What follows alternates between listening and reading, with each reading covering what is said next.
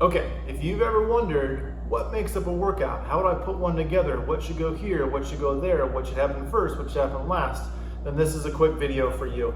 I'm going to put together what I consider anatomy of a workout, or the basics. This is not going to be 100% applicable to everybody, but it will give you a general guideline on how to put some things together.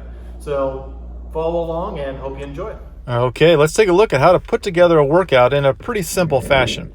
Start with some activation, and basically what that is getting the body moving, getting some things shaken out, loosen up.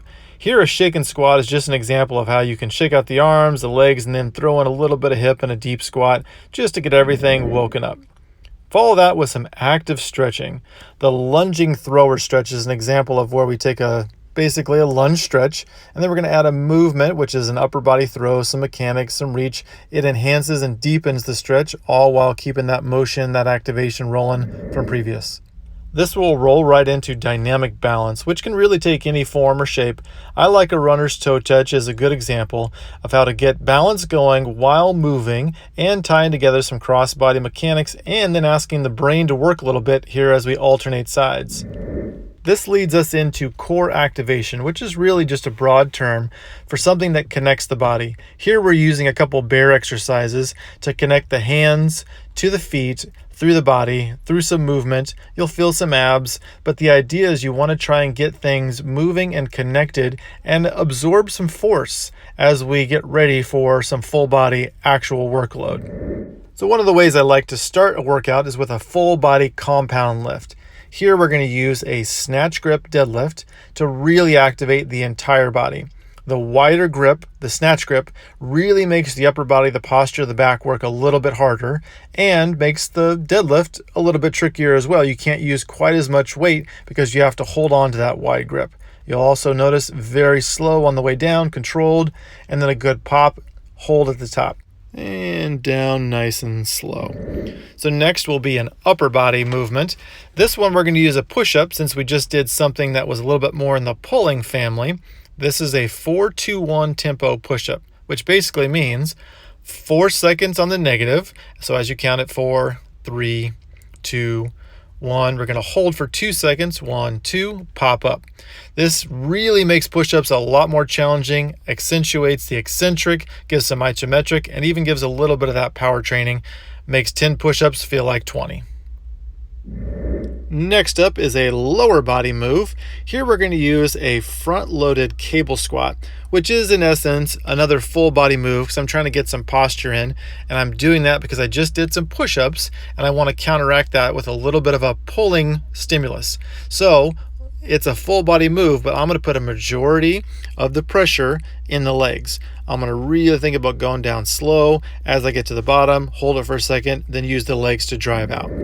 Next, we move on to the arms, which I usually like both a tricep and a bicep move.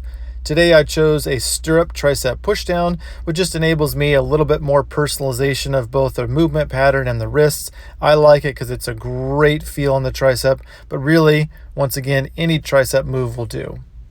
Moving into a bicep exercise next. Here, since I'm on the stirrup station on the lat pull, I'm just going to do an overhead or a behind the head bicep curl.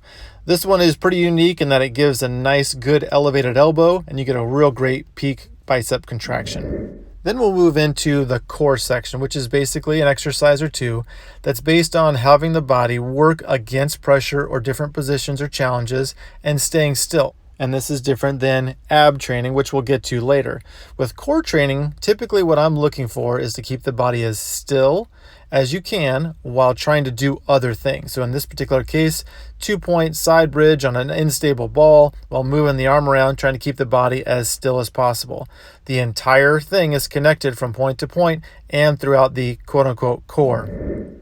Here we're going to get a little bit more abs, but we're not quite into the ab section because the abdominal region isn't moving. I'm dropping a leg, so I'm moving a portion of the body without necessarily moving the core. So that's why I consider this to be another core move or core exercise. When we get into ab training, this is where we start to lengthen and shorten the actual abs. You don't need a ton here if you've already done some good core training because the abs will be involved, but something like this simple little crunch and leg lift, a spread crunch, will really dig in, get those abs firing a lot, and leave you not needing too many sets.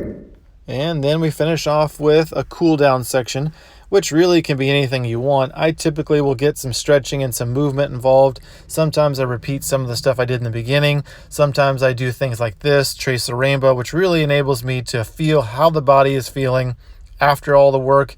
And if I need anything that needs attention, if I've been really contracting and drawing inward, I try and go outward and really stretch things out to finish off on a good note. And things like snow angels are another great way to finish that really help open up everything and relax. So hopefully you enjoyed this quick look at the anatomy of a workout from A to Z, top to bottom. And that is a wrap. All right, there it is, the anatomy of a basic workout. You'll see it's relatively simple. It's just category after category. You really can use any exercise that sort of fits. I chose those particular ones because I thought they had good examples of what I like to use, but at the same time, really it's up to you. The template's there, use it as you need. If you have any questions, let me know in the comments. If you like this concept, let me know as well, and I'll try and do a few more videos like this. All right, enjoy.